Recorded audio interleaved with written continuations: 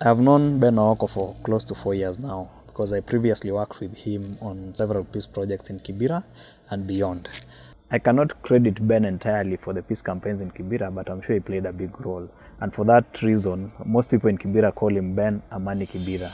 2 weeks after our interview with him, agents of peace recognized him for the work he's been doing in Amani Kibera since 2007. My name is Ben Ooko, and I'm one of the co-founders of Amani Kibera, an institution that began in the year 2007. Amani Kibera did not begin as an organization. We began as what we did was organize a peace week whose theme was Amani Kibera, peace in Kibera. We mobilized several young people, young leaders within the community. We went around the whole of Kibera slums. And we did a lot of peace campaigns in all the 13 villages. Voluntarily, young people will contribute 5 shillings, 10 shillings. Others will contribute generators. Somebody will contribute their skills in DJing. Somebody else came with the sound system. We also collected about 10,000 signatures of peace ambassadors. And in return, we also giving them ribbons, tying ribbons on their arms, just as a symbol of him accepting that I'm a peace ambassador.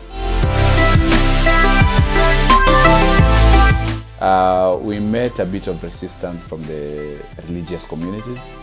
A few organizations also kind of did not see the meaning in what we were talking about.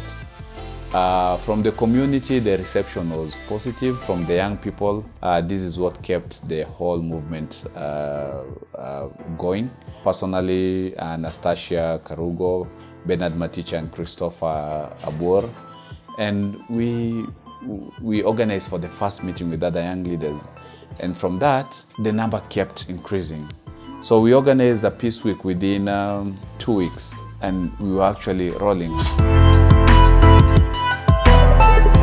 Immediately after the results were announced, things went berserk.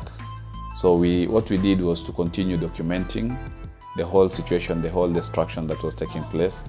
And we also engaged ourselves in mediating certain conflicts in certain borders. A good example is the border of Lainsaba and Lindi. 2 communities were fighting for what they did not know. Actually, one person had been killed, and the body was lying just next to the bridge. And the other side had also set houses on fire. So because one of us, Bernard Maticha, knew somebody from the other village, he called him by name, and that kind of gave trust. And because of that, they came together and they all resolved, like, okay, they didn't know exactly why they were fighting, because they were told, like, we are coming because you're coming to attack us. And the other guys, like, were also saying that, yes, we've also been told you guys are coming to attack us, so that's why we are fighting. So immediately after that, a number of organizations and people in the community kept calling us. Some of them kept telling us, why don't you do the peace campaigns that you did? And at that particular moment, you are like, we are not sure if we really want to do the peace campaigns. And we thought of what is it that we can do that is more of a long term, that is more of a preventive measure than curative, you know? And that is how we decided to change Amani Kibera into like a youth movement, but now like a community-based organization. And for us, sports was one of these key tools that we opted to use, especially football. Most people loved football in Kibera. I personally loved football in Kibera. It did change my life. We thought of using art, performing art and visual art, because during all this campaign period, what kept people coming together again was the love of art.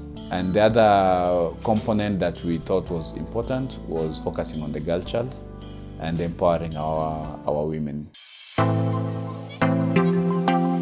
Today, we successfully run a community library that has been named Community Library of the Year 3 times for the last 7 years. We also run a girls empowerment center where we train our young girls on fashion and design skills. And some of the products of our fashion and design school are actually big designers in the country today.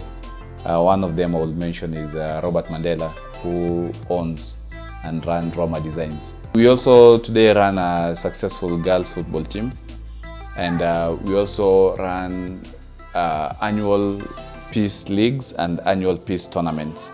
Our peace tournaments actually brings or invites teams from across the country. And the whole idea is to change the narrative that Kibera is one of the worst places to be. And we also organize for mobile library programs. We work with 20 schools.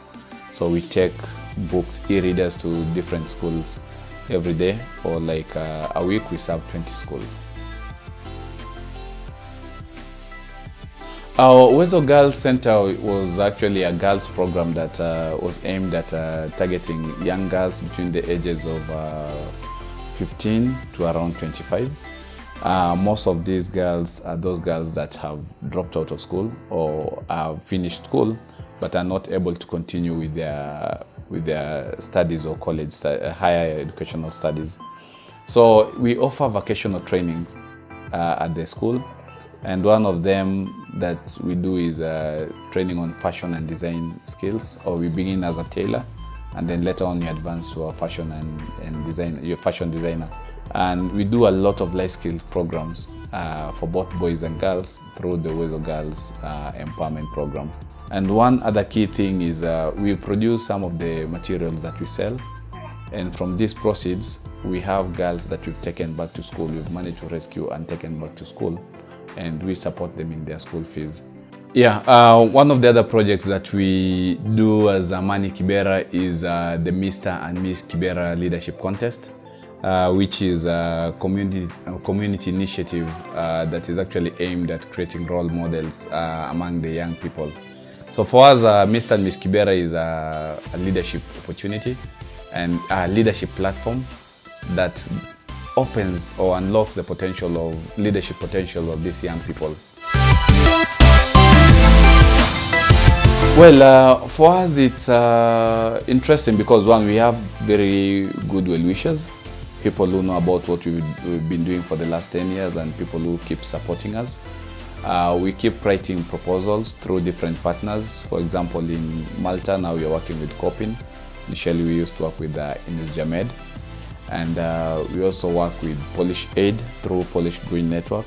So we keep doing proposals to different places, different embassies in Kenya, and different organizations, both locally and also internationally. The other thing that we do is partner with other organizations in terms of implementing certain programs. For example, locally we've worked with the National Cohesion and Integration Commission in doing trainings for people on violence prevention. We've also worked with MISA, again on a project that we call Vote for Kenya, just to do all this violence prevention. We have income generating activities. We spoke about the fashion school where they make some products from garments and also from beads that we sell to different people, and we make some income. We have a public address system that we hire out. We call it Firelinks Entertainment. And this comprises of professional DJs and sound engineers and MCs. For the mobile library van, it's also available for hire for members of the community when it's not being used, and we generate some income again from it. Well, we have quite a number that we've tapped directly. One is Hilda Essendi. This is a girl whom we rescued when she was brought into Kibera to come and work as a house help. And the neighbors saw her. She was very young. She was, I think, 13 years of age. She had performed very well in her Kenya primary examination. She had 352 marks, and she did her exam with the brother. So the family decided to take the brother to secondary school and leave Hilda. So when she came, she was brought into our center, and Hilda remained there for a whole year while we were trying to, to find a way to take her back to school. The person who brought her actually brought her to come and learn how to do tailoring, but we thought that she was so young. So today, Hilda is actually sitting for her Form 4 examinations at my Maihio Girls Secondary School, and she's one of the top students in this school. The other person I would like to speak about is Robert Mandela, one of the products of our fashion school. Mandela is a success story because, like, from humble beginnings and training at Uwezo Girls Empowerment Center, today Mandela runs his own fashion house called Roma Design. And there is Morris. Morris today is a student. He's studying IT at JKUAT. And Morris was actually one of the first students who came to the library. And within 3 months, he actually recorded a very improved performance. Over the years, Morris kept coming back to the library. He came to the library when he was in class 8 and went to secondary school, and every school holiday will actually spend it at the library. Yeah, we actually are proud of the theme, Ukabila ni ujinga, uzalendo ni hekima. Simply because Ukabila does not just refer to your tribe, but Ukabila refers to tribalism. We are people who encourage people to embrace their tribes. But when you use your tribe to kind of like oppress or judge or give opportunities to other people, then that is Ukabila, and that is what you're saying is stupidity. And actually from the theme Ukabila ni ujinga, we have seen that it's actually working, because nationally for the teams that keep coming here, the theme is very important for them, because then they relate it directly with peaceful coexistence. And that's what makes teams want to keep coming back for our annual tournaments each and every now and then. I keep saying I eat, I sleep, I drink, I live Amani Kibera. You know, I walk Amani Kibera. And this just confirms to you that I am extremely proud about Amani Kibera and its very small achievements.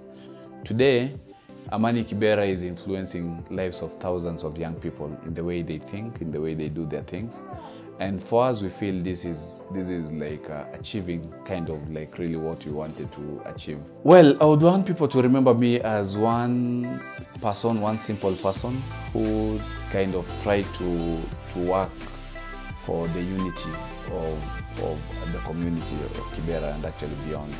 I would want people to remember me for advocating for an active community that speaks about its issues actively, but in an